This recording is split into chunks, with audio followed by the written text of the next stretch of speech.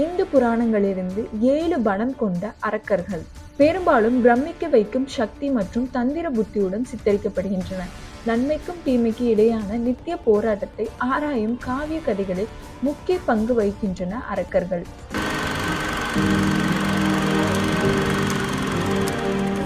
Number 1, Mahabali. Mahabali Hindu புராணங்களில் மதிக்கப்படும் ஒரு நபராக இருக்கிறார்.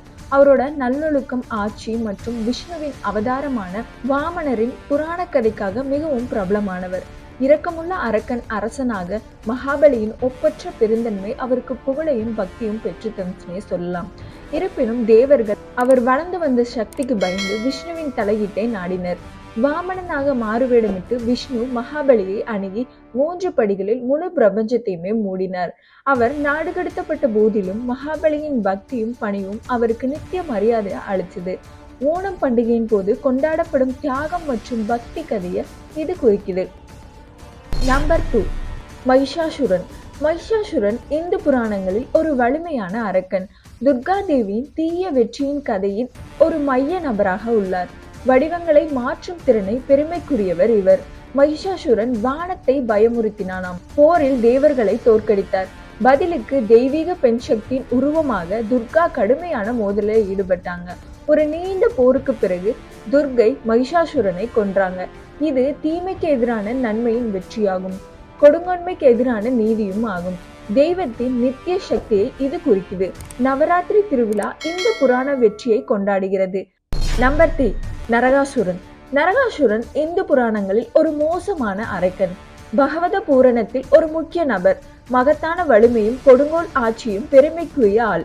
அவர் வான மனிதர்களை பிடித்து துன்புறுத்துகிறாராம். இந்த அச்சுறுத்தலை முறியடிக்க வேண்டிதான் அவசியத்தை உணர்ந்து பகவான் கிருஷ்ணர் கடுமையான போரில் நரகாசுரனை எதிர்கொள்றாரு. ஒரு வெற்றியில் கிருஷ்ணர் அதிதி உட்பட சிறைபிடிக்கப்படுவர்களை விடுவிக்கிறார். மேலும் அண்ட ஒழுங்கை மீட்டெடுக்கிறார். இது அரக்க சக்திகளின் மீது நல்லொழுக்கத்தின் வெற்றியை குறிக்கிறது. இந்தியாவில் சில பகுதிகளில் தீபாவளி பண்டிகையின் போது நரகாசுரனின் கதை கொண்டாடப்படுகிறது. நம்பர் 4, ஹிரண்யகசிப்பு. ஹிரண்யகசிப்பு இந்து புராணங்களில் ஒரு வலிமையான அரக்கன். புராணங்களிலிருந்து பிரகலாதனின் கதையில் ஒரு முக்கிய பாத்திரத்தை வகிக்கிறது. அவரது கடுமையான தவத்துக்கு பெயர் பெற்ற அவர் வெல்ல முடியாத ஒரு வரத்தை பெறுகிறார். இது அவரது கொடுங்கோன்மையை தூண்டுகிறது. அவரது மகன் பிரகலாதன் தனது தந்தையின் கொடுமையை மீறி விஷ்ணுவிடம் பக்தியோடு இருக்கிறார். ஹிரண்யகசிப்புவின் அதிகாரத்துக்கு தீராத வேட்கை மற்றும் தெய்வீக அவதாரமான நரசிம்மரின் கைகளில் அவர் இறுதியில் வீழ்ச்சியடைந்தார். அசுர சக்தியின் மீது நீதியின் வெற்றியை குறிக்கிறது இது. நம்பர் 5, ராவணன். ராவணன் இந்து இதிகாசங்களில் ஒரு உயர்ந்த உருவம். இதிகாசமான ராமாயணத்தின் வலிமை மிக்க எதிரி இவர். லங்காவின் சக்தி வாய்ந்த அரக்கன் அரசனாக இவர். அபாரமான அறிவையும் வலிமையும் 10 தலைகளையும் உடையவர். ராவணன் ராமனின் மனைவியான சீதையை கடத்தி செல்கிறார். இது ஒரு பிரபஞ்ச போருக்கு வழிவகுச்சுன்னே சொல்லலாம். அங்கு அறம் தீமைகளை எதிர்கொள்கிறது. அவரது வலிமை இருந்த போதிலும் ராவணனின் ஆணவமும் தர்மத்தை மீறிய செயலும் இறுதியில் அவரை வீழ்ச்சியடைய செய்ததுன்னே சொல்லலாம். இது நீதியின் நித்திய வெற்றியை விளக்குகிறது. நம்பர் 6, பகசாசுரன். பகசாசுரன் இந்து புராணங்களில் ஒரு பயங்கரமான அரக்கன்.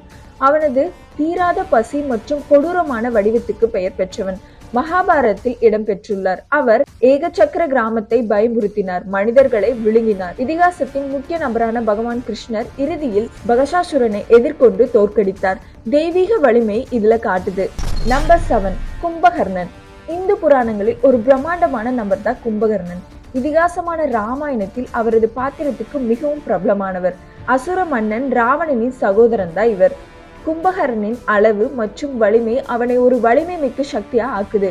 அவரோட விசுவாசம் இருந்த போதிலும் அவர் ஒரு பரலோக வரத்துக்கு பலியானார்னே சொல்லலாம். அவரை நீண்ட கால தூக்கத்திற்கு தள்ளுது அந்த வரம். அவரது விழிப்பு ராமாயணத்தின் உச்சகட்ட போரில் லங்காவின் ஒரு முக்கிய தருணத்தை குறிக்குதுன்னே சொல்லலாம்.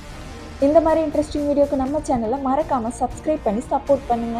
நன்றி.